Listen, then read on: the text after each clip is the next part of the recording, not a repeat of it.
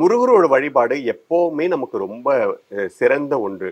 ஏன்னா என்ன சொல்றது, ஞானம் இருந்துட்டாலுமே வாழ்க்கையில நம்ம எல்லாத்தையுமே வென்றிட முடியும். அடிப்படையா நமக்கு தேவையானது வந்து ஞானம் தான். அந்த ஞானத்தை கொடுக்கக்கூடியவர் முருகப்பெருமான். அதே மாதிரி சிவபெருமானுடைய அம்சம். நான் சொன்ன மாதிரி நான் வந்து எந்த இடத்துலயுமே சிவபெருமான் வேற முருகன் வேற அப்படின்னு பார்க்க மாட்டேன். எல்லா சிவ பக்தர்களுக்கும் முருகனை பிடிக்கும், எல்லா முருக பக்தருக்கும் சிவனை பிடிக்கும். அதனால முருகரை பிடிச்சிக்கிட்டா முதல்ல குழந்தை பாக்கியம். நிறைய பேர் இன்னைக்கு குழந்தைக்காக தவம் கிடக்குறாங்க, நிறைய மருத்துவம் செய்யறாங்க. நீங்க மருத்துவம் செய்யுங்க, மருத்துவரை பாருங்க, ஆனா அதோடு சேர்த்து இறை அருளும் நமக்கு தேவை.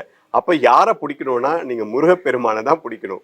அப்ப உங்களுக்கு ஞானம் வரணுமா, முருகப்பெருமானை பிடிங்க. உங்களுக்கு குழந்தை பாக்கியம் வேணுமா, முருகப்பெருமானை பிடிங்க. முருகப்பெருமான் வந்து கூப்பிட்ட உடனே எந்த இடத்துல உங்களுக்கு கஷ்டமான ஒரு சூழல் இருக்கா, உடனே முருகா அப்படின்னு சொல்லுங்க. அந்த இடத்துல அவர் வந்துருவாரு. ஏதாச்சும் ஒரு மிராக்களை ஏற்படுத்தி உங்களை அந்த இடத்துல இருந்து கூட்டிட்டு வந்துருவாரு.